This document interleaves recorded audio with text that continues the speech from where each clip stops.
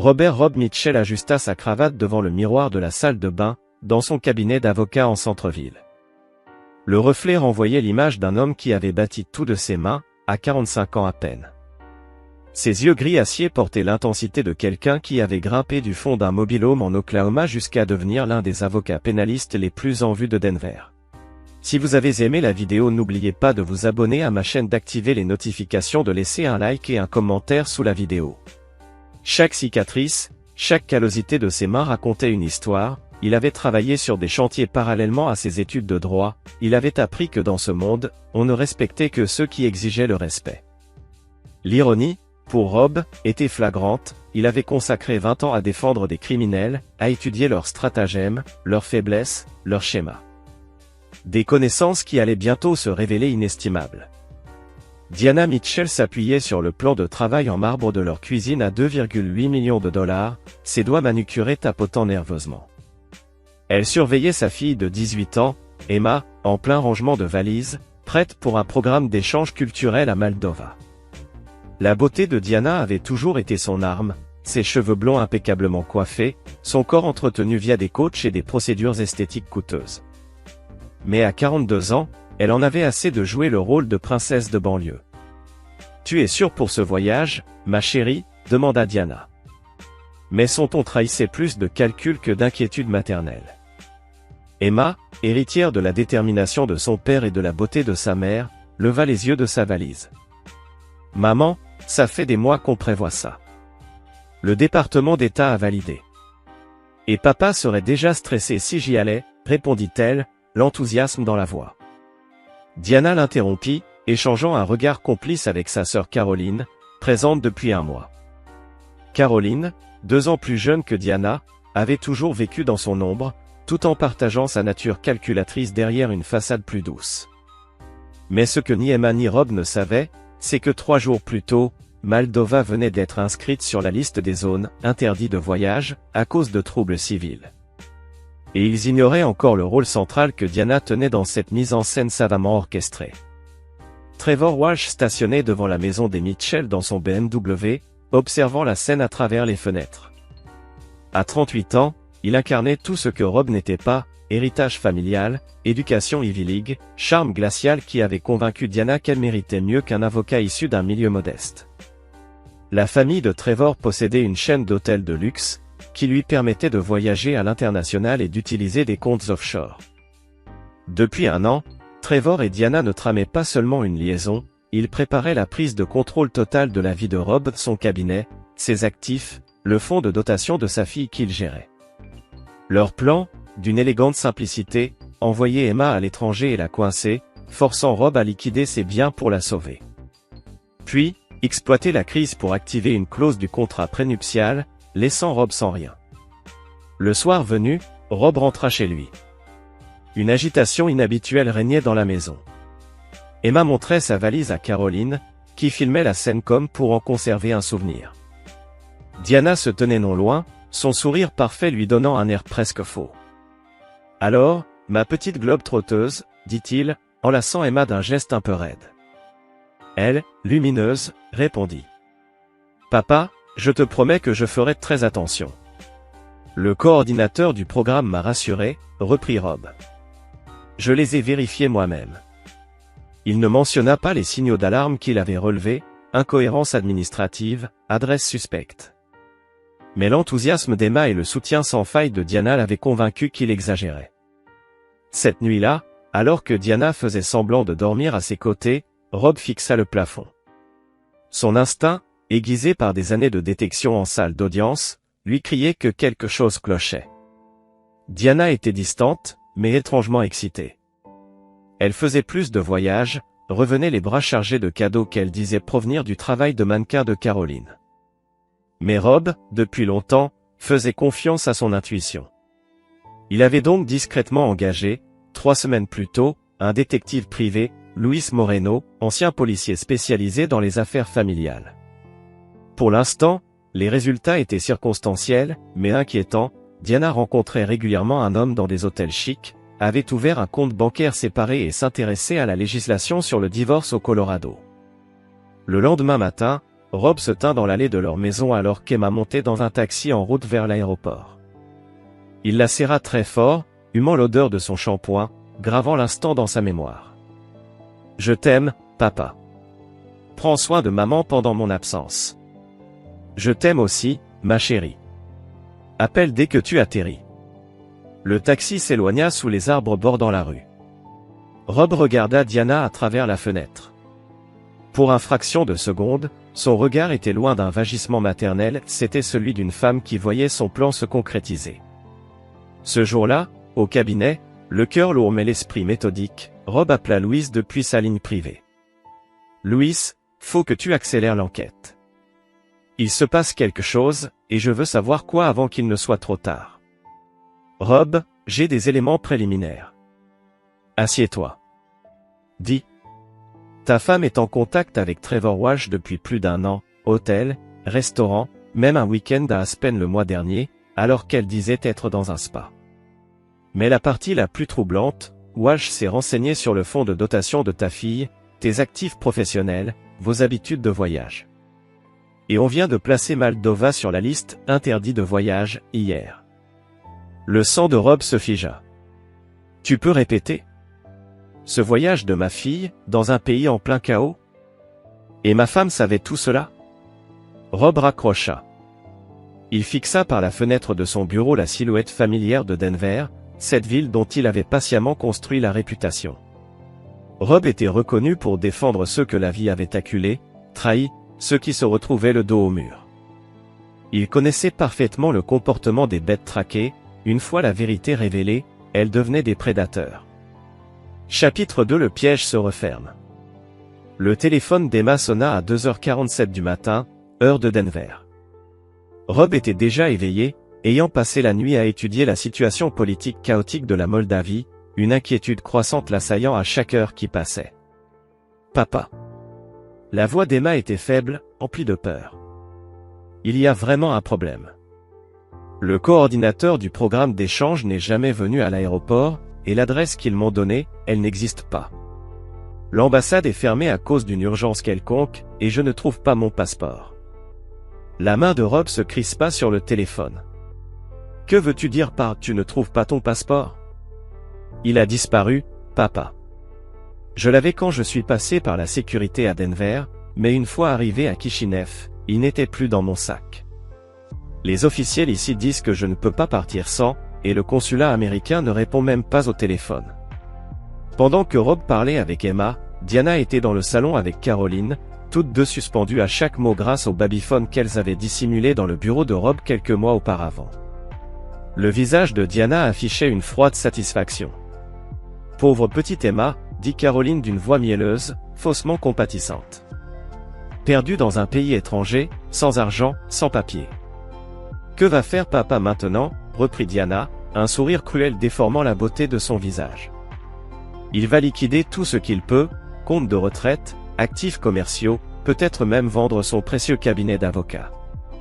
Et quand ce jour viendra, notre ami Trevor sera prêt à l'aider à faire des erreurs très coûteuses. » Ce que Diana ignorait, c'est que 6 mois plus tôt, Rob avait installé son propre système de surveillance dans la maison, son instinct d'avocat l'alertant d'un danger imminent. Chaque mot de leur conversation était enregistré sur un serveur cloud sécurisé accessible uniquement par lui. Rob passa l'heure suivante au téléphone, appelant les responsables du département d'État, le personnel de l'ambassade et tous ceux qui pourraient aider. L'histoire était toujours la même, la Moldavie était en pleine crise, les citoyens américains étaient évacués quand c'était possible, mais Emma aurait besoin de documents officiels pour partir. Obtenir un passeport de remplacement prendrait des semaines selon les procédures normales. Puis vint l'appel qui éclaira tout. « Monsieur Mitchell, ici Trevor Walsh. Je comprends que vous avez des difficultés avec la situation de votre fille à l'étranger. » La voix de Rob devint glaciale. « Comment savez-vous ce qui concerne ma fille ? J'ai des contacts dans le monde des affaires internationales. Je pourrais peut-être vous aider, moyennant finance. Vous voyez, je connais des gens capables d'accélérer certains processus, d'obtenir des documents par des voies rapides, là où cela prendrait des mois autrement. Mais le temps, c'est de l'argent, et mes contacts ne travaillent pas gratuitement. » De quoi parlez-vous ? 3 millions de dollars transférés sur un compte que je vous indiquerai, et votre fille sera de retour chez vous sous 48 heures. Considérez cela comme une transaction commerciale. La rage monta dans la poitrine de Rob, mais sa voix resta contrôlée. Qu'est-ce qui vous fait croire que j'ai accès à une telle somme à court terme? Allons, monsieur Mitchell, vous êtes un avocat à succès avec une pratique florissante. Je suis sûr que vous pouvez liquider quelques actifs, puiser dans certains comptes. La sécurité de votre fille vaut bien ça, non? Après avoir raccroché, Rob resta dans son bureau, contemplant la situation dans son ensemble. Le passeport d'Emma n'avait pas été perdu, il avait été volé, probablement par quelqu'un lié à Trevor. Ce faux programme d'échange culturel avait été conçu pour l'attirer en Moldavie au moment où le pays devenait dangereux. Trevor se positionnait maintenant comme la seule solution, exigeant une somme qui ruinerait Rob, le forçant à vendre ses biens les plus précieux. Le dernier élément du puzzle s'imbriqua quand Rob rentra chez lui et surprit Diana au téléphone dans leur chambre. « C'était hilarant, » disait-elle, la voix pleine de cruauté. « Tu aurais dû voir sa tête quand il a réalisé que le programme était un mensonge. » Elle était là, à l'aéroport, sans aucun endroit où aller. Le rire glacial de Caroline résonna. « Je n'arrive toujours pas à croire qu'on ait réussi à faire ça. Mademoiselle parfaite, abandonnée sans passeport dans un pays qui s'effondre. Papa va devoir choisir entre son argent et sa précieuse fille. Et quand il fera ce choix, comme on le sait tous, il perdra tout le reste. » La clause prénuptiale s'activerait si Rob liquidait plus de 40% de ses actifs en moins de 6 mois. Trevor recevrait sa part, Caroline la sienne, et Rob repartirait de zéro. Rob resta dans le couloir, écoutant sa femme et sa belle-sœur célébrer la terreur de leur fille et sa destruction imminente. Le son de leur rire resterait gravé en lui pour toujours. Mais Diana et Caroline avaient commis une erreur fatale, elles avaient supposé que Rob jouerait selon leurs règles, emprunterait le chemin qu'elles avaient tracé. Elles avaient oublié qu'il avait passé 20 ans à étudier la manière de penser des criminels, leur planification, leurs failles. Rob ne cria pas, ne les affronta pas. Il ne fit aucune menace émotionnelle ni supplication désespérée. Il commença à agir. Le premier appel fut pour Luis Moreno. « J'ai besoin que tu fouilles dans les finances de Trevor Walsh, ses affaires, tout ce qui peut sembler illégal ou douteux. L'argent n'est pas un problème. » Le second appel fut pour Marcus Reed, un ancien client acquitté d'un meurtre pour une faille juridique, aujourd'hui à la tête d'entreprises opérant dans des zones grises légales. « Marcus, je te dois la vie et la liberté. J'ai besoin d'un service. » « Quel genre de service ? » ? « Je dois récupérer un passeport volé, et je veux que ce soit discret. Je veux que la personne qui l'a pris comprenne qu'elle a commis une grave erreur. » Le troisième appel fut à sa banque, où il commença à mettre en place des mécanismes financiers qui ressemblaient à des liquidations d'actifs mais qui étaient en réalité des pièges sophistiqués pour attraper quiconque tenterait de lui voler quoi que ce soit. Au matin, les pièces étaient en place. Diana et Caroline se réveillèrent pour découvrir que Rob était déjà parti, laissant un mot disant qu'il était au bureau, en train d'organiser le sauvetage d'Emma. Elles ignoraient que la police se postait déjà devant l'appartement de luxe de Trevor Walsh, muni de mandats que Rob avait aidé à obtenir grâce à ses vastes contacts dans les forces de l'ordre. Elles ignoraient que le passeport d'Emma était déjà en train d'être récupéré par des spécialistes. Elles ignoraient que leurs conversations téléphoniques, leurs réunions, toute leur conspiration avaient été documentées de manière à rendre leur vie très compliquée. Diana consulta son téléphone et lut un message de Trevor, « La phase 2 commence aujourd'hui. Ce soir, il sera ruiné. » Elle sourit. « Et je l'ai montré à Caroline. Ça allait être encore plus facile que ce que nous avions imaginé. » Aucun d'eux n'avait remarqué les SUV noirs qui stationnaient de l'autre côté de la rue depuis l'aube. Chapitre 3, démêler la vérité. Le téléphone sonna exactement à 6 heures du matin, arrachant Diana à son sommeil. Le nom de Trevor s'afficha sur l'écran, mais quand elle décrocha, sa voix tremblait de panique. « Ils ont tout pris, Diana. Le FBI, l'IRS, la sécurité intérieure. Ils appellent ça une enquête internationale sur une fraude. Ils ont gelé tous mes comptes, saisi mes ordinateurs, et ils parlent de blanchiment d'argent et de faux documents. » Diana se redressa dans son lit, le cœur battant à tout rompre. « De quoi tu parles ? Comment est-ce possible? Je ne sais pas, mais il ne cesse de poser des questions sur Emma Mitchell, sur Moldova, sur un soi-disant plan de passeport.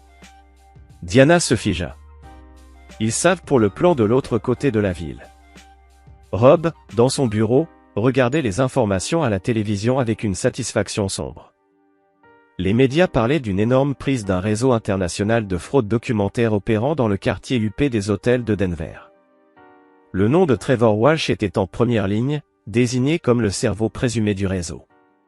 Luis Moreno, assis en face du bureau de Rob, avait un épais dossier ouvert devant lui. « Ton ami Marcus est rapide, dit-il. Le passeport d'Emma a été retrouvé grâce à un service de messagerie que Trevor avait engagé. Le coursier a coopéré dès que les hommes de Marcus lui ont expliqué la situation. Apparemment, Trevor menait une activité parallèle, vendant des passeports américains volés au plus offrant. Emma n'était qu'une transaction parmi tant d'autres. Et l'enquête fédérale en cours a révélé que l'affaire hôtelière de Trevor servait de façade pour blanchir de l'argent pour des clients internationaux très douteux. Quelques coups de fil aux bonnes personnes, un peu d'informations sur ses activités récentes, et voilà que son opération devient une cible prioritaire.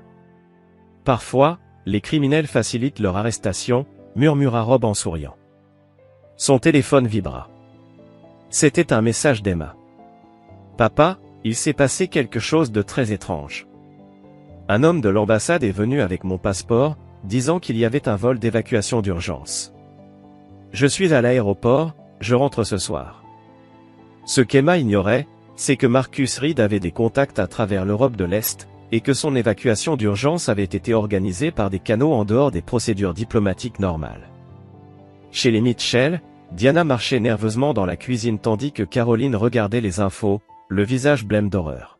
« Il traite Trevor de génie du crime », murmura Caroline, la voix tremblante. « Ils disent qu'il a volé des passeports, blanchi de l'argent pour des organisations terroristes, organisé de faux programmes de voyage pour kidnapper des Américains à l'étranger. » Diana, et si il nous relie à ça? Le téléphone de Diana sonna de nouveau. Cette fois, c'était son avocat, Richard Koslow, un homme qu'elle avait consulté secrètement pour un divorce. Diana, je t'appelle pour t'informer que je ne peux plus te représenter. Les autorités fédérales m'ont contacté à propos de certaines conversations que nous avons vues concernant les biens de ton mari et les voyages de ta fille. Tu dois trouver un nouvel avocat immédiatement. La ligne se coupa. Diana regarda le téléphone, son monde parfait commençant à s'effondrer autour d'elle. Cet après-midi-là, la détective Sarah Quinn frappa à la porte des Mitchell. Une femme compacte d'une trentaine d'années, avec ce regard intense que donnent des années à traquer les crimes financiers.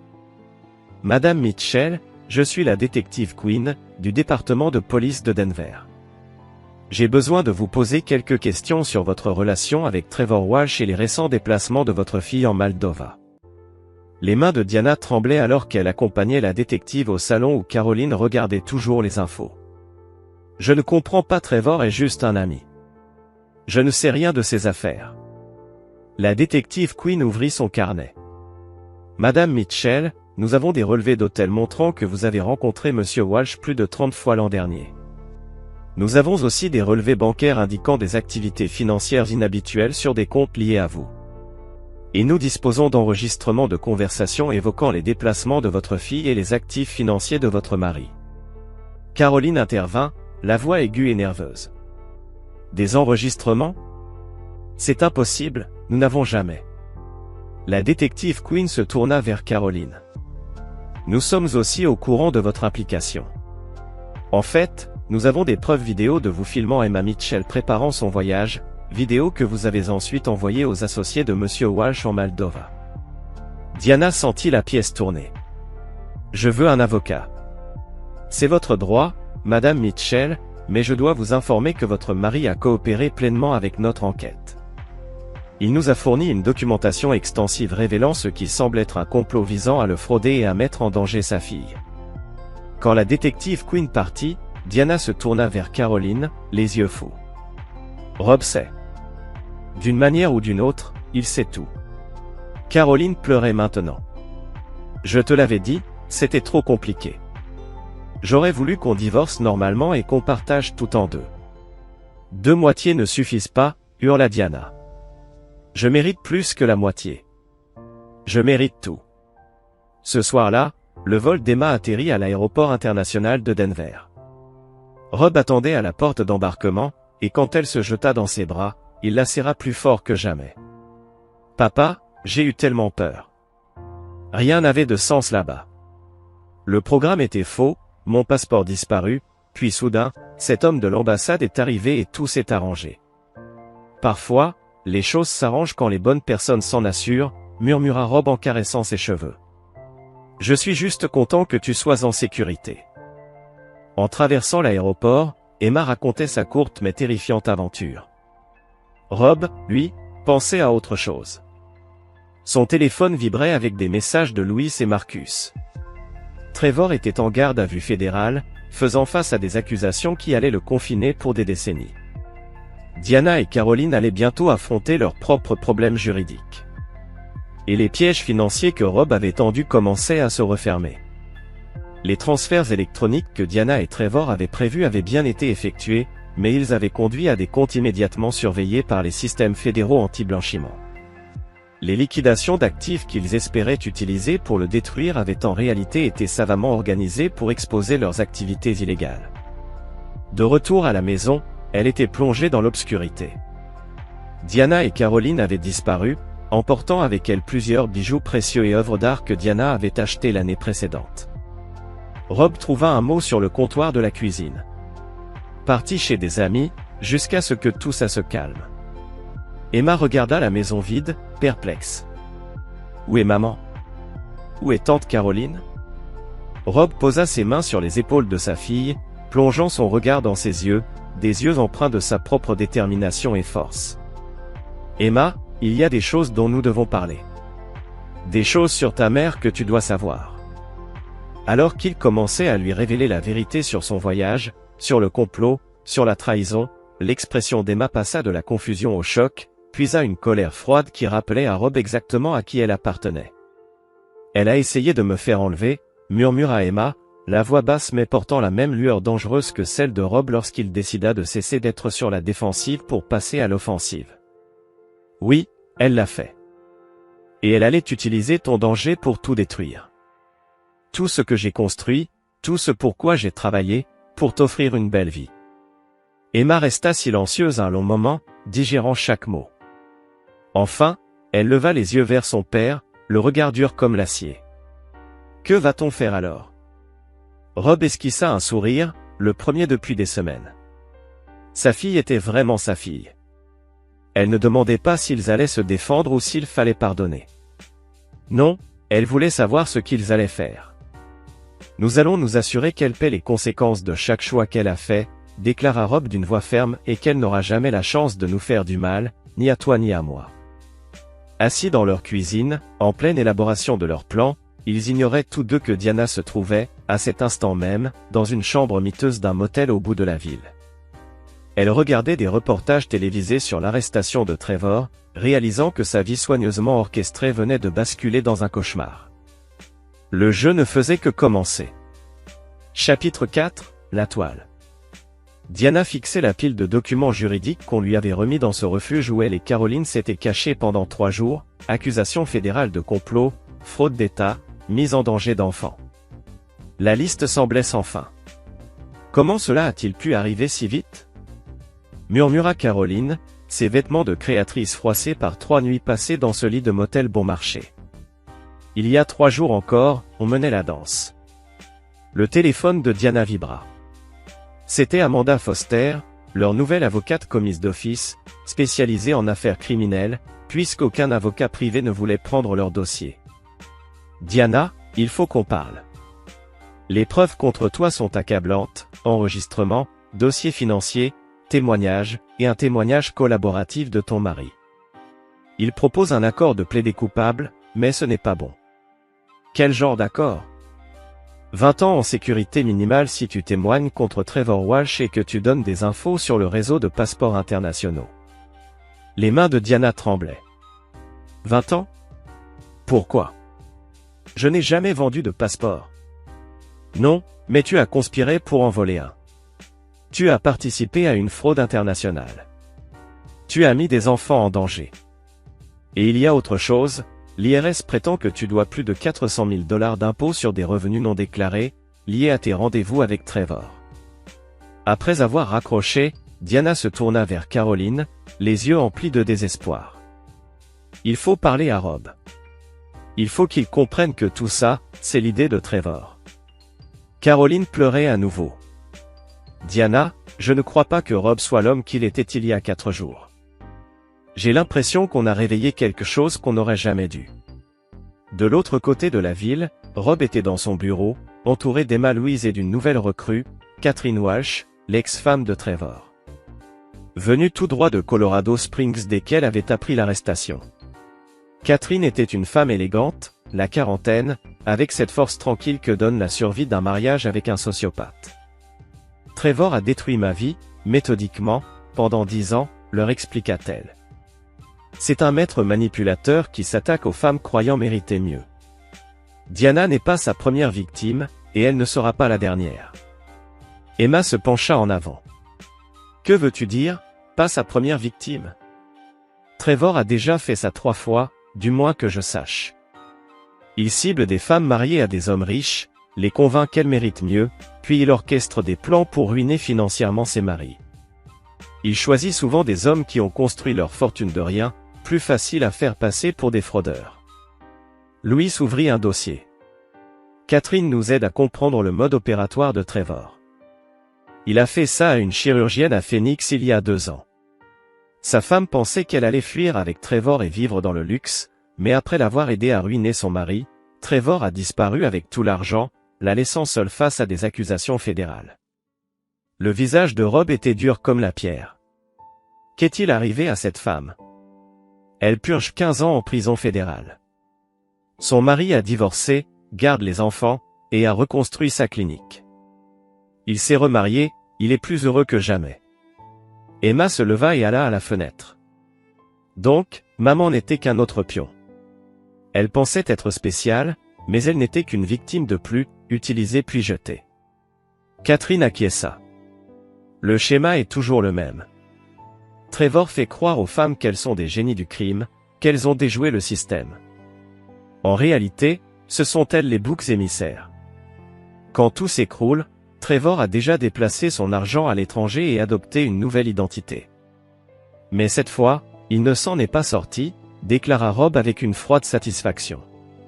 Non, cette fois, quelqu'un a riposté avant qu'il ne puisse mettre son plan d'évasion à exécution. Ce même après-midi, le téléphone de Rob sonna. Le nom de Diana apparut. « Rob, s'il te plaît, il faut qu'on parle.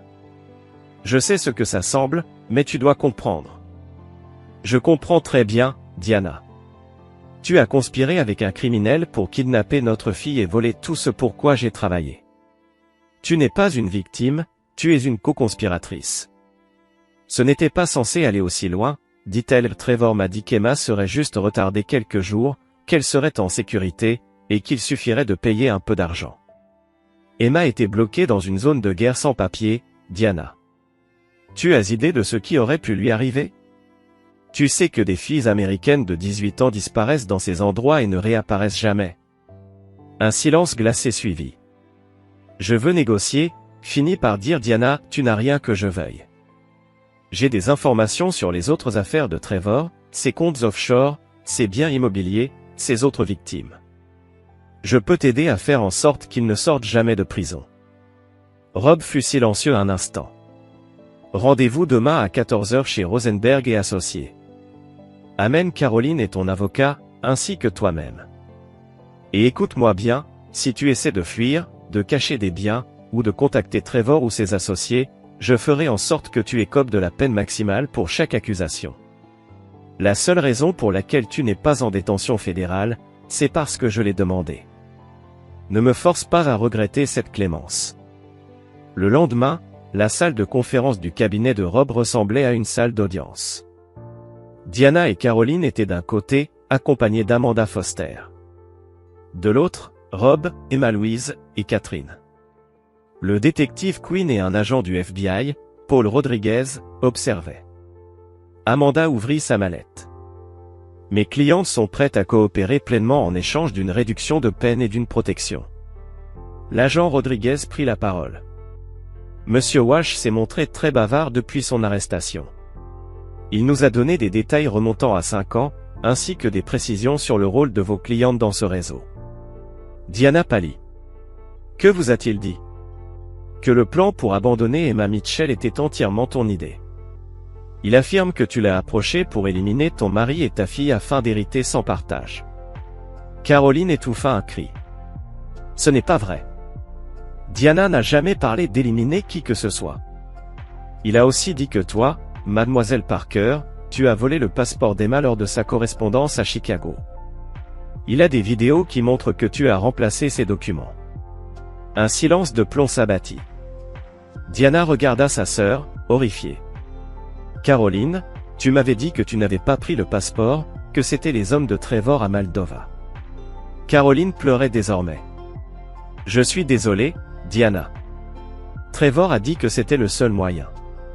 Qu'on devait l'aider ou il s'arrangerait pour qu'on aille toutes les deux en prison. Emma se leva brusquement. J'ai besoin d'air. Rob la suivit dans le couloir. Elle s'appuya contre le mur, les poings serrés. Papa, je lui faisais confiance. Pendant que je faisais mes valises, tante Caroline m'aidait. Elle plaisantait, prenait des photos, faisait semblant de s'en soucier. Et tout ce temps, elle préparait en secret de me voler mon passeport pour me laisser coincer. Rob posa son bras autour des épaules d'Emma. Je sais, ma chérie, je sais que ça fait mal. Ce n'est pas seulement douloureux, papa, ça me met en colère, vraiment très en colère. Lorsqu'ils retournèrent dans la salle de conférence, l'agent Rodriguez expliquait les termes de l'accord de coopération. Madame Mitchell, mademoiselle Parker, en échange de votre témoignage complet sur les opérations de Monsieur Walsh et de votre aide pour récupérer les biens qu'il a dissimulés, le gouvernement fédéral est prêt à recommander une peine de 12 ans pour Madame Mitchell et de 8 ans pour Mademoiselle Parker. L'avocat de Diana tenta de prendre la parole, mais Rob leva la main. Ceci est la recommandation fédérale, mais je n'ai pas encore décidé si je porterai des accusations au niveau de l'État pour mise en danger d'enfants, complot et tentative de vol. Ces accusations seraient cumulatives aux peines fédérales. Diana le regarda, désespérée. Rob, s'il te plaît, j'ai fait une erreur, j'ai été stupide, égoïste, mais je n'ai jamais voulu qu'Emma soit réellement blessée. Emma fit un pas en avant, sa voix froide et autoritaire résonnant avec la même force que celle de son père. Tu m'as filmé en train de faire mes valises, tu m'as regardé m'enthousiasmer pour ce voyage, tu m'as prise dans tes bras pour me dire au revoir à la porte. Et tu savais. Tu savais que j'entrais dans un piège qui aurait pu me coûter la vie. Emma, tu dois comprendre, dit Rob. Je comprends parfaitement, répondit Emma avec la même dureté. Tu étais prête à me sacrifier pour de l'argent. Tu étais prête à me faire disparaître dans un pays étranger juste pour pouvoir voler papa. Rob regarda Diana avec cette expression qu'il réservait d'habitude aux criminels qu'il s'apprêtait à démolir devant le tribunal. Voici ce qui va se passer, vous allez coopérer pleinement à toutes les enquêtes, vous allez remettre tous les biens que vous avez cachés, vous allez purger la peine que le tribunal vous infligera et, quand vous sortirez, vous resterez loin d'Emma et de moi pour le reste de votre vie. Et si je ne le fais pas? Alors je m'assurerai que vous fassiez face à toutes les accusations possibles, fédérales et étatiques, et j'utiliserai toutes les ressources dont je dispose pour que vous purgiez la peine maximale dans les pires conditions. Diana le regarda, comprenant enfin que l'homme qu'elle avait épousé, celui qu'elle croyait pouvoir manipuler et détruire, était en réalité un inconnu pour elle. Tu as changé, Rob. Tu n'es plus l'homme que j'ai épousé. Le sourire de Rob était glacial comme la glace. Tu as raison. L'homme que tu as épousé aurait essayé de te pardonner, aurait essayé de régler les choses, aurait mis la famille en premier. Mais cet homme est mort le jour où je t'ai entendu rire de la terreur de notre fille. Ce que tu as devant toi maintenant, c'est quelqu'un qui a appris depuis longtemps que le monde est rempli de prédateurs, et que la seule façon de faire face aux prédateurs est d'être un prédateur plus grand. Alors que Diana et Caroline étaient emmenées par les marshals fédéraux, Rob et Emma restèrent ensemble dans le parking. C'est fini, papa? Pas encore, ma chérie. Mais nous allons nous assurer que ça se termine de la bonne façon. Emma acquiesça, la mâchoire serrée par la détermination. Et après? Rob regarda sa fille, brillante, forte, et désormais éveillée aux dures réalités du monde, fière de celle qu'elle devenait. Ensuite, on fera en sorte que Trevor Walsh ne fasse plus jamais de mal à une autre famille. Chapitre 5, le chasseur devient la proie. Trevor Walsh était assis dans sa cellule de détention fédérale, confiant que sa coopération avec le FBI lui vaudrait une peine réduite et une liberté éventuelle. Il connaissait ce jeu, il connaissait suffisamment le système pour s'y frayer un chemin. Ce qu'il ignorait, c'est que Rob Mitchell avait passé la semaine précédente à détruire méthodiquement toutes les voies d'évasion que Trevor avait jamais créées. Marcus Reed était assis en face de Rob dans une cabine privée d'un steakhouse haut de gamme, glissant une épaisse enveloppe sur la table. Ton garçon Trevor n'a pas chômé, 12 comptes offshore, des propriétés dans 6 pays, un réseau d'identité falsifié remontant à une décennie. Mais voici la partie intéressante, il a volé ses propres clients. Rob ouvrit l'enveloppe, examinant les photographies et les documents financiers. Quel genre de clients? Ceux qui n'aiment pas se faire voler, trafiquants d'armes, passeurs d'êtres humains, cartels de drogue. Trevor a utilisé leur argent pour financer ses petites arnaques sentimentales, pensant qu'il ne découvrirait jamais rien. Mais en prison, les gens parlent, et certains anciens partenaires de Trevor s'intéressent beaucoup à l'endroit où est passé leur argent. Emma leva les yeux de son ordinateur portable où elle étudiait le droit international.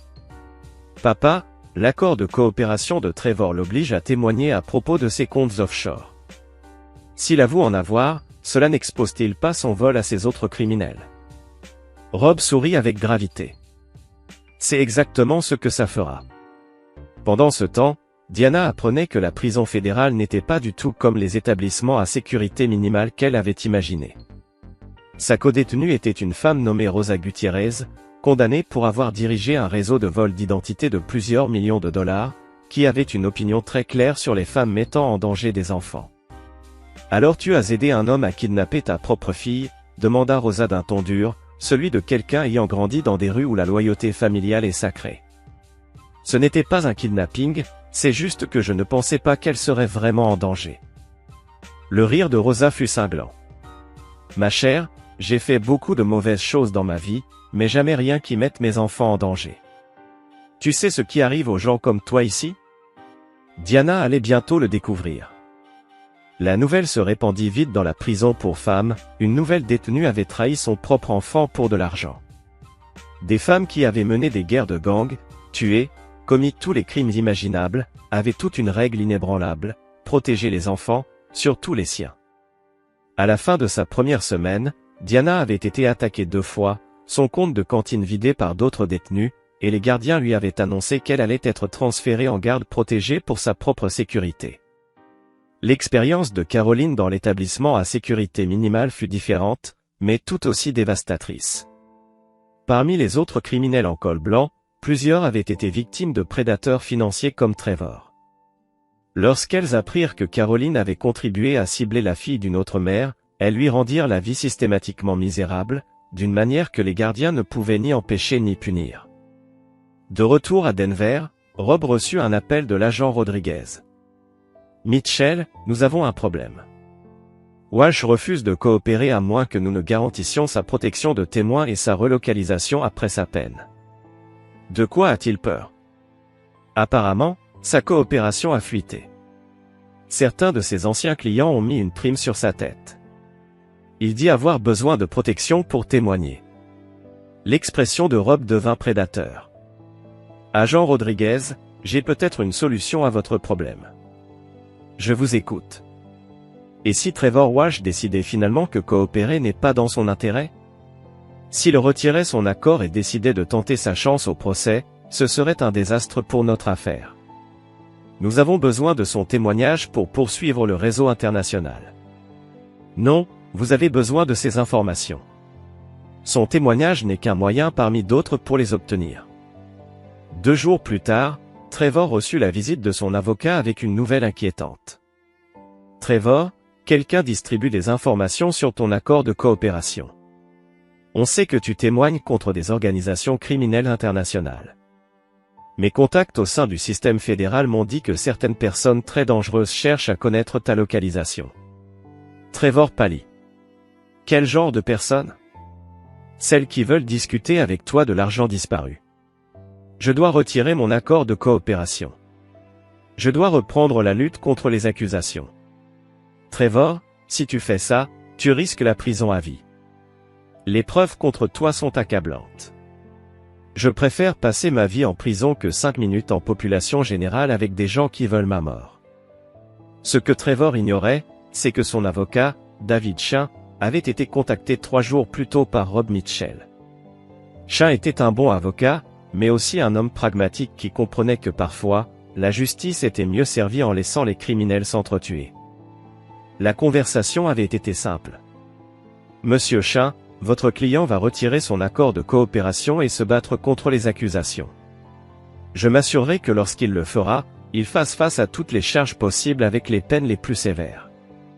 En échange, lorsque tout cela sera terminé, je me souviendrai que vous avez été utile dans un moment difficile. Shinn avait parfaitement compris la menace implicite. Et la promesse implicite qu'on lui offrait, choisir d'être du côté des gagnants ou des perdants. Lorsque Trevor retira son accord de coopération, les procureurs fédéraux furent furieux. Pourtant, ils disposaient de suffisamment de preuves pour continuer sans lui. Plus important encore, ils n'avaient désormais plus aucune obligation de le protéger. Emma était assise dans le bureau de son père, regardant la couverture médiatique des manœuvres juridiques de Trevor. « Papa, est-ce que ça ne rendra pas sa condamnation plus difficile ?»« Non, ma chérie, répondit-il calmement, cela compliquera sa survie après sa condamnation. » Emma fronça les sourcils, surprise. « Que veux-tu dire ?»« Trevor Walsh vole depuis des années des gens très dangereux, » expliqua Rob. Le seul accord qui le maintenait en vie, c'était sa coopération avec le FBI. Maintenant qu'il s'en est retiré, il n'est plus qu'un prisonnier fédéral parmi tant d'autres, une dette envers des gens qui ne pardonnent pas. Emma resta silencieuse un moment, la peur traversant ses yeux. « Tu veux dire qu'il va être tué en prison ?» Rob posa son regard grave sur elle, pesant chaque mot. « Je dis que ceux qui trahissent leur famille, qui mettent en danger des enfants, qui bâtissent leur vie sur la destruction des autres, finissent toujours par payer. Parfois, c'est la justice, parfois, ce sont d'autres moyens. » Puis il ajouta, d'un ton dur mais sans appel. « Et toi, tu es d'accord avec ça ?» Rob regarda sa fille comme un homme qui avait appris à ses dépens que dans ce monde, les bonnes intentions comptaient moins que les résultats. « Emma, ta mère et Trevor Walsh étaient prêts à te faire disparaître pour de l'argent. Ils t'auraient laissé être exploité, assassiné, ou pire, tant que cela servait leurs intérêts. Je ne perdrai pas de sommeil à cause des conséquences de leur choix. » Emma hocha lentement la tête. À 18 ans, brillante et rapide d'esprit, elle apprenait que le monde adulte était bien plus complexe et dangereux qu'elle ne l'avait imaginé. Mais elle était aussi la fille de son père, et elle comprenait la justice d'une manière que les livres ne pouvaient pas enseigner. 3 semaines plus tard, Trevor Walsh fut retrouvé mort dans sa cellule fédérale. La cause officielle, suicide. Il s'était apparemment pendu avec des draps après avoir reçu une lettre détaillant la manière dont ses anciens clients prévoyaient de recouvrer leurs dettes. Cette lettre ne fut jamais retrouvée. L'enquête conclut que Trevor avait préféré mettre fin à ses jours plutôt que d'affronter des décennies de prison, sachant que de puissants ennemis voulaient sa mort. Rob reçut la nouvelle lors d'un dîner avec Emma dans leur restaurant préféré. Sans émotion, il lui montra le titre sur son téléphone. « Est-ce mal de ne pas me sentir coupable ?» demanda Emma. « Ce serait mal si tu en faisais une fête. Mais ressentir un soulagement que quelqu'un qui voulait détruire notre famille ne puisse plus faire de mal, ça, ce n'est pas mal, c'est un instinct de survie. » Emma regarda son père avec un nouveau respect et une compréhension profonde. « Tu avais tout prévu, n'est-ce pas? Tu as fait en sorte qu'il ne puisse pas coopérer, sachant ce qui allait arriver. » Rob soutint le regard de sa fille sans ciller. « Je me suis assuré qu'un homme qui a construit sa vie en détruisant des familles fasse face aux conséquences naturelles de ses choix. Le monde est rempli de prédateurs, Emma. La seule façon de protéger ceux que tu aimes est de faire comprendre aux prédateurs que cibler ta famille sera leur dernière erreur. Et maman, et tante Caroline? Elles ont fait leur choix aussi. Elles purgeront leur peine, et quand elles sortiront, elles devront vivre avec le fait qu'elles ont détruit leur propre famille pour de l'argent qu'elles n'ont jamais eu la chance de dépenser. Emma acquiesça, comprenant que son père lui avait donné une leçon qu'aucune école ne pouvait enseigner. Dans un monde où des gens exploitaient les enfants pour le profit, la compassion était un luxe qui pouvait coûter la vie. Je t'aime, papa. Je t'aime aussi, ma chérie. Et je ne laisserai jamais personne te faire du mal. Alors qu'ils marchaient vers leur voiture, Emma réalisa que son père lui avait montré quelque chose d'important. Parfois, protéger ce qu'on aime signifie devenir quelqu'un que les autres pourraient craindre, et parfois, c'est précisément ce qu'il faut être. Chapitre 6, boucler la boucle. 6 mois après la mort de Trevor Walsh, Diana Mitchell était assise dans la salle des visites de la Federal Correctional Institution à Alderson, en Virginie-Occidentale, face à Emma. C'était leur première conversation en face à face depuis le jour où Emma était partie pour Aldova. Emma avait conduit 8 heures depuis l'université de Stanford, où elle excellait en droit, pour avoir cette conversation. Elle paraissait plus âgée que ses 18 ans, portant la sérénité de celle qui a survécu à la trahison et en est sortie plus forte. « Tu as bonne mine », dit Diana d'une voix tremblante. La prison l'avait marquée profondément, ses cheveux blonds laissaient apparaître des racines grises, et les soins coûteux qui lui donnaient une peau jeune semblaient un lointain souvenir. « Merci », répondit Emma poliment. « Comment tu t'adaptes ici ?» Diana fit un geste amer autour de la salle. « Comment tu crois ? Je suis passé d'une maison de 2,8 millions de dollars à une cellule partagée avec une femme qui a tué son petit ami dealer. J'ai troqué les déjeuners au country club pour de la bouffe de cantine et des exercices de confinement. » L'expression d'Emma resta neutre. « Ça doit être dur. Emma, tu dois comprendre, je ne voulais pas que tu sois blessée. Je pensais que Trevor avait tout prévu, que tu serais juste retardé quelques jours, peut-être un peu effrayé, et que tout s'arrangerait. » S'arranger comment, exactement ? La voix d'Emma prit la dureté du père. S'arranger avec moi coincé dans une zone de guerre pendant que toi et Trevor voliez tout ce que papa avait construit ? La façade de Diana craqua. On ne volait pas, on prenait ce qui me revenait de droit. Est-ce que tu as la moindre idée de ce que c'est d'être marié à un homme qui pense qu'il est supérieur parce qu'il a grandi pauvre et a du tout gagné ? Ton père me rabaissait chaque jour de notre mariage. Emma se pencha. Papa ne t'a jamais rabaissé, maman. Il t'a fait sentir que tu devais travailler pour avoir les choses, pas les prendre. Il y a une différence. Tu ne comprends pas. Tu as toujours été la petite fille de papa, tu n'as jamais vu comment il me regardait, comme un simple accessoire joli, qu'il avait acquis avec son succès. C'est pour ça que tu étais prête à me sacrifier ? Parce que tu te sentais sous-estimée ? Diana pleurait maintenant. Ça n'aurait jamais dû se passer comme ça. Trevor avait des contacts à Moldova qui auraient veillé sur toi, qui auraient juste gardé ton passeport quelques jours pendant que ton père liquidait des biens. Tu n'étais jamais censé être en danger. Le rire froid d'Emma résonna, étrangement semblable à celui de son père. Maman, tu sais ce qu'est Moldova en ce moment. Tu sais ce qui arrive aux jeunes américaines qui disparaissent dans des pays comme ça ? J'aurais pu être exploité, assassiné, ou pire. Et toi, tu pensais que c'était un risque acceptable pour de l'argent ? Emma se leva. Je suis venu pour voir s'il restait quelque chose de la mère que j'aimais, s'il restait une part de toi qui regrettait ce que tu as fait à ta propre fille. Diana leva les yeux, pleine d'espoir désespéré. Emma, je regrette. Je regrette tout. J'ai fait des erreurs terribles, mais je suis toujours ta mère. On pourra reconstruire quand je sortirai. Quand tu sortiras. Dans 10 ans ? J'aurai 28 ans, je serai probablement marié, peut-être mère, et je ne te laisserai jamais approcher ma famille. Le visage de Diana devint blanc. Tu ne peux pas penser ça. Je le pense, entièrement. Tu as violé la confiance la plus fondamentale qui existe, celle entre une mère et son enfant. Tu as choisi l'argent plutôt que ma sécurité, ta cupidité plutôt que ma vie. Il n'y a pas de retour en arrière possible. Emma prit son sac et se dirigea vers la sortie, mais s'arrêta, se retourna une dernière fois, le regard plein de tristesse et de détermination. Tu sais ce qui est le plus triste ? Papa t'aurait tout donné, si seulement tu avais demandé. Il t'aimait assez pour te confier la vie de sa fille, son œuvre, tout ce qui comptait pour lui. Et toi, tu as tout jeté pour un fantasme d'argent facile avec un criminel qui ne te considérait que comme une cible de plus. Alors qu'Emma s'éloignait, Diana l'appela. « Emma, s'il te plaît, je suis ta mère. » Emma s'arrêta, se retourna, le visage empreint de douleur et de fermeté. « Non. Tu n'es plus ma mère.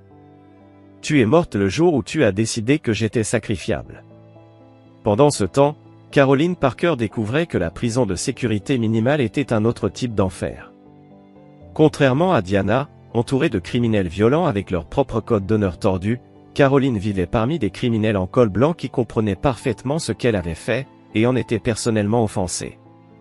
Sa camarade de cellule, Patricia Vance, ancienne conseillère financière condamnée pour détournement de fonds auprès de clients âgés, était elle-même dégoûtée par le rôle de Caroline dans la conspiration. « Au moins, moi, je volais des inconnus, » lui dit-elle un soir en préparant l'extinction des feux. « Toi, tu aides à détruire ta propre famille, ta propre nièce. Quel genre de personne fait ça ?» Caroline se posait cette question depuis des mois. La réponse devenait de plus en plus claire, quelqu'un qui avait toujours vécu dans l'ombre de sa sœur, qui avait toujours senti qu'elle méritait plus que ce qu'elle avait gagné, prête à tout pour être enfin la personne importante dans le plan de quelqu'un d'autre. Depuis leur incarcération, elle n'avait reçu qu'une lettre de Diana, pleine d'apitoiement sur soi et blâmer tout le monde sauf eux-mêmes, Caroline l'avait jeté sans jamais le finir. Elle commençait à comprendre que sa sœur l'avait utilisé aussi impitoyablement que Trevor les avait tous les deux utilisés à Denver. Rob construisait une nouvelle vie avec Emma, il avait vendu la maison où Diana avait trahi leur famille, et acheté une demeure plus petite, plus sûre, dans un quartier où sa réputation juridique assurait leur confidentialité. Emma partageait son temps entre Stanford et Denver, excellant dans ses études tout en apprenant des leçons pratiques sur le droit, la justice et la survie, que nul cours ne pouvait offrir. Luis Moreno était devenu bien plus qu'un simple enquêteur pour Rob, il était un conseiller de confiance, l'aidant à comprendre les menaces persistantes à leur sécurité. Certains anciens associés de Trevor restaient introuvables, et certains membres de la famille de Diana murmuraient à propos d'un appel de sa condamnation. « La mère de ton ex-femme appelle des journalistes », expliqua Louise lors de l'une de leurs réunions hebdomadaires. Elle prétend que Diana a été contrainte par Trevor, qu'elle est en réalité une victime manipulée, qui a trahi sa famille malgré elle. L'expression de Rob s'assombrit immédiatement. Eleanor a toujours encouragé les pires impulsions de Diana. Que cherche-t-elle à accomplir ? Probablement à susciter la sympathie publique pour un appel, peut-être à te faire pression pour que tu fournisses un témoignage de moralité lors de l'audience de condamnation. Cela n'arrivera pas. Emma leva les yeux de ses livres de droit. En fait, papa, peut-être que tu devrais témoigner à l'audience de condamnation de maman. Pas pour l'aider, mais pour que le juge comprenne exactement ce qu'elle a fait et pourquoi elle mérite la peine maximale. Rob et Louise la regardèrent, stupéfaits. Que veux-tu dire ? Je veux dire que tu devrais faire une déclaration d'impact de la victime. Tu veux que je témoigne ? Je veux que tu t'assures que tout le monde comprenne que ce n'était ni un crime passionnel ni un moment de faiblesse, mais une conspiration calculée et à long terme pour détruire notre famille. Le tribunal doit l'entendre de ta bouche. 3 semaines plus tard, Rob se tenait dans une salle d'audience fédérale, prononçant une déclaration d'impact de la victime qui laissa la galerie silencieuse et la prévenue en larmes. Votre honneur, Diana Mitchell n'a pas seulement commis une fraude ou une conspiration, elle a perpétré la trahison ultime du lien sacré entre parents et enfants. Elle a regardé notre fille de 18 ans et décidé que sa vie était un risque acceptable pour un gain financier. Elle a collaboré avec un criminel endurci pour abandonner Emma dans un pays étranger dangereux, sans papier, sachant que de jeunes femmes américaines disparaissent dans ces lieux et ne sont jamais revues. La voix de Rob était ferme, contrôlée, mais teintée d'une colère à peine contenue. Emma est vivante aujourd'hui non pas grâce à ce que sa mère a fait pour la protéger, mais malgré tout ce que sa mère a fait pour la mettre en danger. La prévenue n'a montré aucun véritable remords, aucune compréhension de l'ampleur de sa trahison, et aucune reconnaissance qu'elle a détruit sa propre famille pour de l'argent qu'elle n'a même jamais reçu. Il se tourna vers Diana, qui pleurait en silence à la table des prévenus. Je demande à ce tribunal de considérer non seulement les crimes financiers de Diana, mais la violation fondamentale de la confiance humaine. C'est une femme prête à sacrifier son propre enfant pour le profit. Si elle est capable de cela, elle est capable de tout. Le juge condamna Diana à la peine maximale recommandée, 15 ans de prison fédérale sans possibilité de libération conditionnelle avant 10 ans. Caroline reçut 8 ans, également sans libération anticipée. En quittant le palais de justice, Emma marcha aux côtés de son père avec une satisfaction calme. « Penses-tu qu'ils comprendront un jour ce qu'ils ont vraiment fait ?» demanda-t-elle. « Je ne pense pas qu'ils soient capables de comprendre, » répondit Rob. « Ils passeront leur temps en prison à se plaindre d'eux-mêmes et à blâmer tout le monde pour leur choix. Mais comprendre cela demande un niveau de conscience d'eux-mêmes qu'ils n'ont jamais montré. Et nous, que faisons-nous maintenant ?» Rob posa un bras sur les épaules de sa fille. « Maintenant, nous vivons bien. Nous construisons quelque chose de solide. Nous nous assurons que ce qu'ils ont essayé de détruire devienne plus fort que jamais. » Emma sourit. « J'aime ce plan. » Sur le chemin du retour, père et fille comprirent qu'ils avaient appris des leçons précieuses sur la confiance, la trahison et la survie qui les serviraient toute leur vie. Ils découvrirent que la famille n'était pas seulement une question de sang, mais de personnes prêtes à se protéger quoi qu'il arrive. Ils apprirent aussi que certaines trahisons étaient impardonnables, et que la clémence envers ceux qui détruisent des enfants n'était qu'une autre forme de complicité avec le mal. Surtout, ils comprirent que lorsque des prédateurs ciblent ta famille, la seule réponse appropriée est de s'assurer qu'ils ne pourront jamais cibler personne d'autre. Rob Mitchell avait tenu sa promesse, il n'avait jamais pardonné, jamais oublié, et jamais laissé les responsables échapper aux conséquences de leur choix. Emma Mitchell avait appris la leçon la plus précieuse, parfois, protéger ceux qu'on aime demande de devenir quelqu'un que d'autres pourraient craindre. C'était une leçon qu'elle porterait avec elle à l'école de droit, dans sa carrière, et dans la famille qu'elle construirait un jour, une famille jamais vulnérable aux prédateurs, parce qu'elle saurait les reconnaître, les combattre, et les détruire si nécessaire. Pour gagner la coopération du docteur Rivera sans éveiller les soupçons de sa femme ou de son fils, Rob expliqua la situation avec une prudence extrême. La réunion eut lieu dans le bureau du docteur Rivera, à l'hôpital général de Miami. Anthony Rivera, un homme dans la cinquantaine, affichait ce calme mesuré et cette précision dans ses gestes, résultat d'années à prendre des décisions cruciales entre la vie et la mort. « Docteur Rivera, je vais vous dire quelque chose de difficile à entendre, mais il faut que vous compreniez que votre famille est en danger immédiat, » commença Rob avec gravité. Il détailla méthodiquement le complot, présentant les preuves des dettes de jeu de sa femme, la liaison de son fils avec un criminel notoire, et le voyage de recherche qui n'était en réalité qu'un piège pour un enlèvement. Le docteur écoutait, l'horreur et la colère montant en lui. « Vous me dites que ma femme me ment depuis des mois et que mon fils sort avec une femme qui prévoit de le faire assassiner. Votre famille est une cible de professionnels du crime, qui ont déjà détruit 17 autres familles, » répondit Rob. « La bonne nouvelle, c'est que nous pouvons les arrêter. La mauvaise, c'est que cela va vous obliger à faire des choix difficiles concernant votre épouse et votre fils. Quel choix? Votre femme devra avouer son addiction au jeu et son rôle dans ce complot. Votre fils devra collaborer avec les agents fédéraux pour récolter des preuves contre Rebecca Santos. Et vous devez être prêt à accepter que votre famille ne sera plus jamais la même après cela. » Un silence pesant suivit. « Monsieur Mitchell, si je ne coopère pas, que devient Miguel? Il disparaît au Costa Rica et ne sera jamais revu. Si vous coopérez, votre fils survit, les criminels iront en prison, et votre famille aura une chance de se reconstruire, honnêtement. Ce n'est pas vraiment un choix, n'est-ce pas? Non, ce n'est pas un choix. » Les 4 jours suivants furent orchestrés avec soin, surveillance, enregistrement, rencontres contrôlées. Une fois qu'il comprit que sa petite amie était une criminelle planifiant son meurtre, Miguel accepta de porter des micros lors de ses rendez-vous avec Rebecca Santos.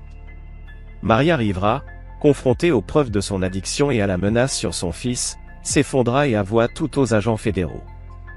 Les enregistrements obtenus par Miguel furent dévastateurs. Rebecca, croyant parler à un étudiant naïf, détaillait tout le plan, y compris le meurtre de Miguel, les fausses accusations de drogue, et la manipulation des parents pour liquider leurs biens. Le 5e jour, au moment où Miguel devait prendre son vol pour le Costa Rica, les agents fédéraux arrêtèrent Rebecca Santos, Marcus Val et David Kim lors de descentes coordonnées à Miami. Les preuves récupérées dévoilèrent une opération bien plus vaste, pas seulement 17 familles, mais 23 familles aux États-Unis, au Mexique et en Amérique centrale, avec au moins 12 meurtres, incluant des enfants éliminés lorsque leurs parents ne liquidaient pas assez d'actifs. Rob observa les 3 criminels être pris en charge au bureau du FBI. L'agent Rodriguez se joignit à lui. Bon travail, Mitchell. Ces 3 auraient détruit la famille Rivera et seraient passés à la suivante. Maintenant, ils passeront le reste de leur vie en prison fédérale. Combien d'autres réseaux comme celui-ci existent? On ne sait pas, mais cette opération nous a appris une chose importante, avoir quelqu'un qui a survécu à ce genre d'attaque, qui comprend leur mode de fonctionnement, fait toute la différence pour les arrêter. Ce soir-là, Rob appela Emma depuis sa chambre d'hôtel. « Papa, je suis fier de toi. Tu as transformé ce qui est arrivé à notre famille en une protection pour les autres. Chérie, c'était toujours pour ça, empêcher d'autres personnes de vivre ce que nous avons vécu. As-tu eu des nouvelles de maman ou de tante Caroline? » Le visage de Rob se durcit. « Ta tante Caroline a envoyé une lettre le mois dernier demandant de l'argent pour des frais de cantine. Je l'ai jetée sans la lire. Quant à ta mère, elle écrit parfois. Toujours les mêmes lettres pleines d'auto-apitoiement, de reproches et de justifications. Elle dit avoir trouvé Dieu ou une thérapie, mais je ne les lis plus. » Emma resta silencieuse un moment. Penses-tu qu'elles comprendront un jour ce qu'elles ont vraiment fait? Non. Elles passeront leur vie en prison à croire qu'elles étaient victimes des circonstances. Elles mourront en prison en accusant toujours quelqu'un d'autre. Et toi, tu es d'accord avec ça? Emma, cette opération m'a appris une chose importante, il y a des gens dans ce monde qui voient les familles comme des ressources à exploiter. Ils voient notre amour, notre sacrifice, et considèrent ça comme une faiblesse à manipuler. Ta mère et ta tante ont choisi de devenir ces gens-là. Alors, on fait quoi maintenant? On continue de construire la vie qu'elles ont essayé de détruire. On utilise ce qu'on a appris pour protéger d'autres familles, et on n'oublie jamais que pour protéger ce qui compte, il faut être prêt à détruire ceux qui veulent nous le voler. Emma parla alors d'une voix aussi ferme que celle de son père. Je t'aime papa, et je suis fier d'être ta fille. Moi aussi, ma chérie. Va te reposer, demain on commence à planifier ton avenir à la faculté de droit. Je sens que tu vas changer le monde. Rob raccrocha, pensant à quel point sa vie avait changé depuis ce matin où Diana avait ri de la peur d'Emma. Il avait perdu une épouse et une belle-sœur devenues ennemies de sa famille, mais il avait gagné quelque chose de plus précieux, la certitude qu'avec Emma, il pourrait survivre à tout. Et vous leur apprenez à reconnaître les prédateurs pour qu'ils ne soient plus jamais vulnérables. James regarda Emma avec une admiration mêlée de respect. « Quel âge as-tu? » 21 ans, répondit-elle calmement. « J'ai appris ces leçons parce que ma propre mère a tenté de me faire enlever et tuer pour de l'argent. Et comment fais-tu pour être aussi forte? » Emma jeta un regard à son père. « Parce que quelqu'un s'est battu pour moi au lieu de m'abandonner. J'ai compris que le monde est rempli de gens prêts à faire du mal aux enfants pour le profit, mais aussi de ceux qui détruisent ces prédateurs pour protéger les familles. » Lorsqu'ils arrivèrent à Seattle, Rob et Emma aidèrent la famille Henderson à affronter une nouvelle réalité. James devait reconstruire sa relation avec ses filles, tandis que sa femme suivait un traitement psychiatrique dans une unité sécurisée. Les filles, elles, auraient besoin d'une thérapie intense pour surmonter leur traumatisme et la trahison de leur mère. Mais elles survivraient. Car elles avaient appris la même vérité qu'Emma. Face à un prédateur qui menace votre famille, on ne négocie pas, on ne pardonne pas, on ne cherche pas à comprendre, on détruit totalement. Ce soir-là, dans leur chambre d'hôtel, Rob et Emma faisaient le point sur l'affaire. « Papa, combien de réseaux comme celui-ci sont encore actifs? » « Trop, » répondit Rob. « Mais Emma, nous ne luttons plus seulement contre des criminels isolés. Nous construisons un réseau plus vaste, un réseau de familles survivantes déterminées à protéger d'autres familles. » Que veux-tu dire? James Henderson consacrera sa vie à ce que plus aucun père ne perde sa famille face aux prédateurs. Le docteur Rivera finance des opérations internationales pour traquer ces réseaux. Chaque famille sauvée devient une force plus grande, dédiée à détruire ceux qui ciblent les enfants. Emma hocha la tête, comprenant la portée de leur mission. Nous ne faisons plus du simple droit, nous faisons la guerre. Non, corrigea Rob, la civilisation, c'est avant tout protéger les familles, les enfants, et faire en sorte que l'amour et la confiance ne soient pas des faiblesses exploitées. Et ceux qui choisissent de devenir prédateurs. Le visage de Rob se durcit. Ils ont ce qu'ils méritent. Alors qu'il se préparait à dormir, Emma repensa à son évolution depuis ce matin où elle avait embrassé son père avant de monter dans un taxi pour ce qui devait être un voyage culturel. Elle avait découvert que le monde était bien plus dangereux qu'elle ne l'avait jamais imaginé, mais aussi qu'il existait des personnes prêtes à combattre ces dangers. Surtout, elle avait appris que protéger les innocents exige parfois de devenir quelqu'un capable de grande violence. Montrer de la clémence à ceux qui détruisent des familles, c'était une autre forme de cruauté envers les victimes.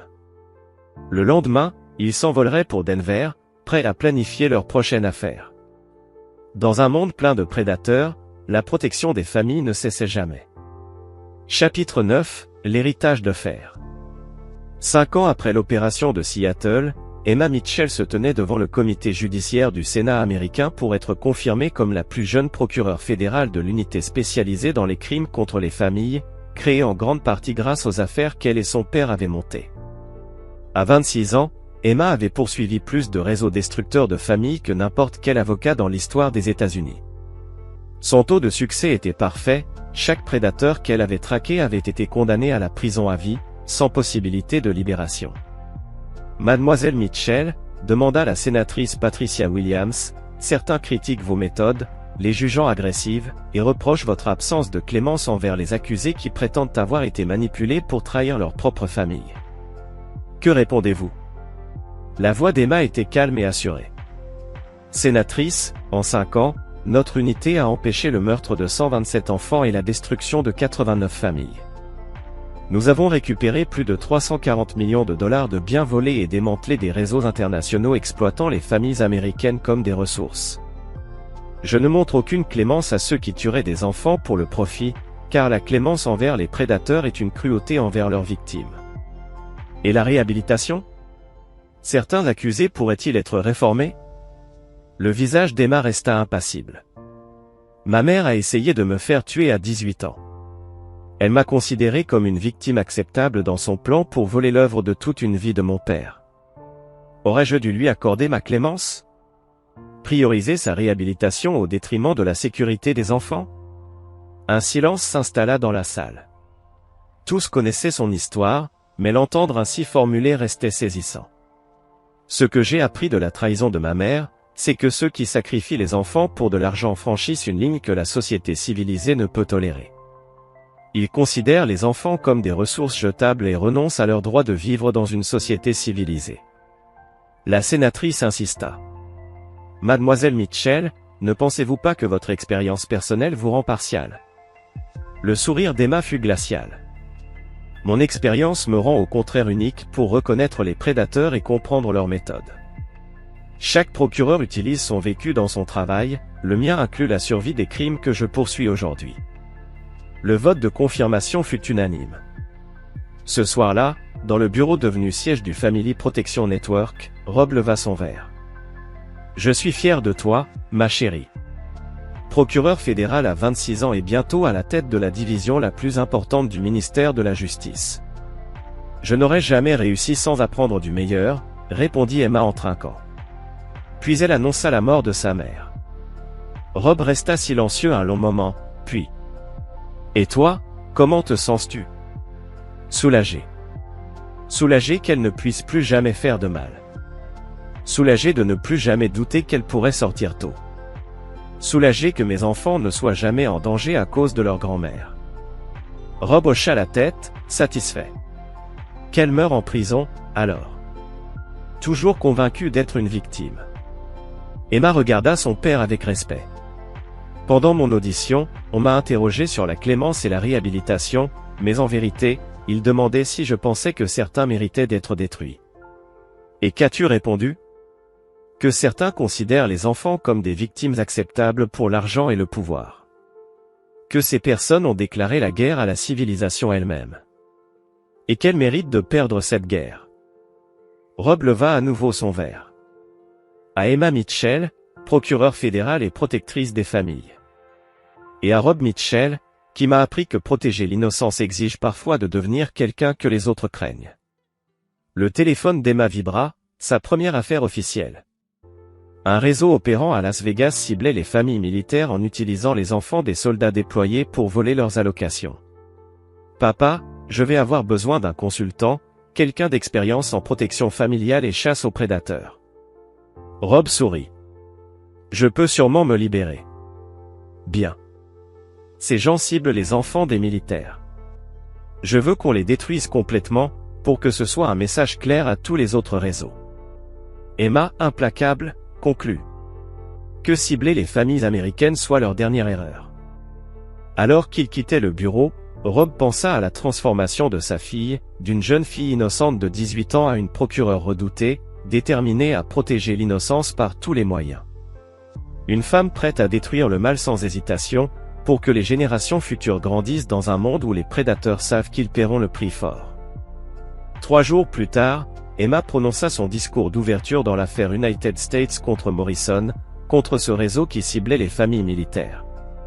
Sa voix portait l'autorité d'une femme qui connaissait ses ennemis. Pendant 2 semaines, elle exposa les preuves du crime, les enregistrements de leurs rires macabres, les traces financières. Elle expliqua que ces accusés avaient déclaré la guerre aux familles militaires américaines et que cette poursuite était la réponse ferme de la justice. À la fin du procès, toutes les condamnations furent unanimes, avec des peines à perpétuité sans possibilité de libération. Emma trouva son père près de sa voiture.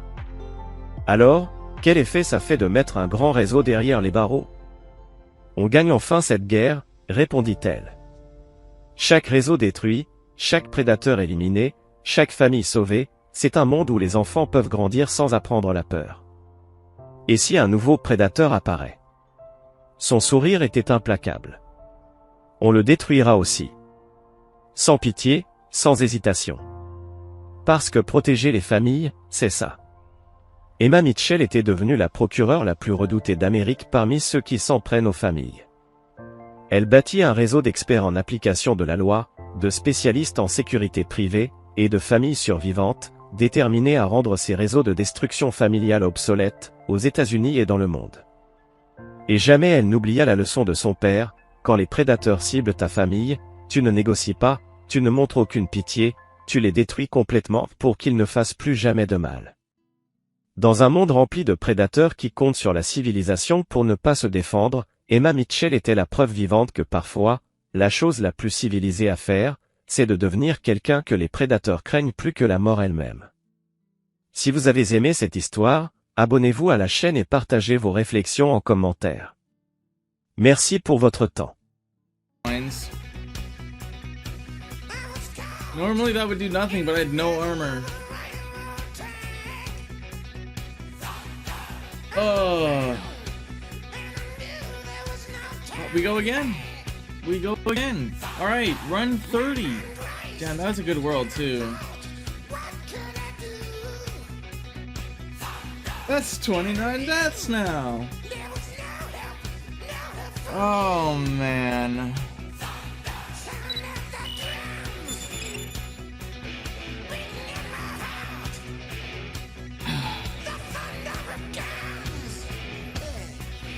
Everyone that kills me regrets it. I don't know why. I don't know why you guys do the things you do. If you're gonna kill me, do it unapologetically, chat. Okay? If you're gonna kill me, you gotta commit to being an evil chatter. It's okay. It's okay to be an evil chatter. But killing me and then saying sorry is like somehow worse. I'm apologizing while smiling. Okay, I assume. So you're a Kuromi is what you're saying.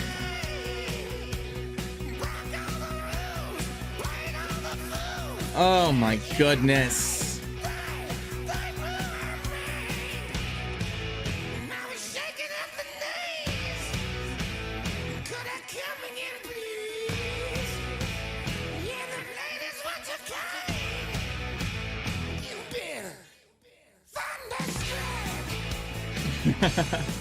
Hi Mina, how you doing? Welcome in.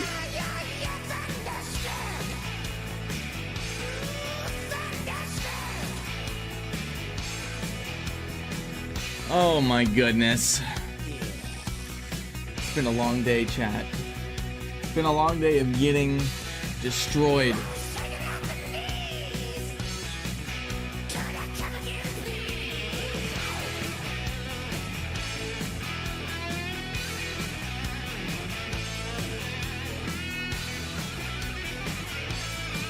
Okay.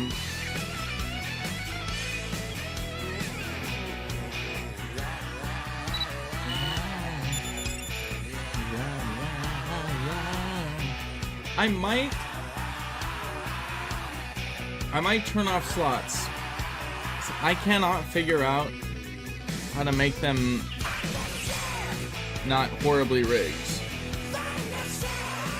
Alright, hardcore 30. Oh my goodness.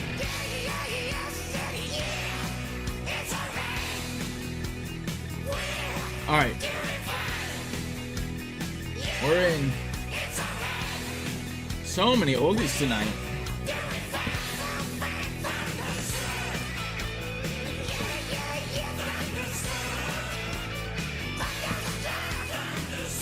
We'll check on one thing next time.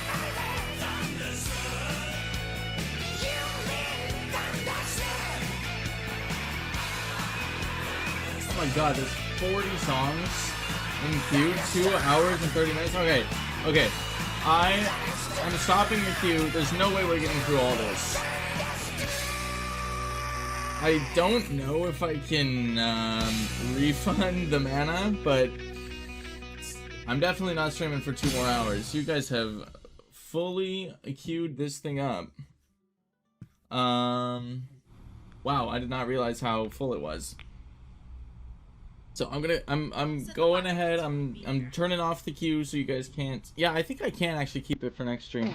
But I don't know if you guys are enjoying Song Quest, we could keep it going tomorrow. I was planning to just do like once a week, but I see you guys are enjoying it. So okay, here we go.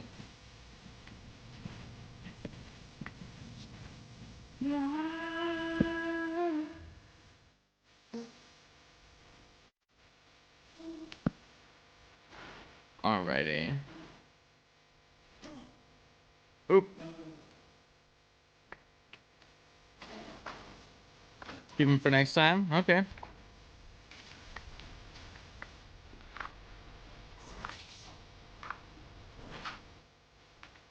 Hey, but I appreciate you guys keeping the tunes going.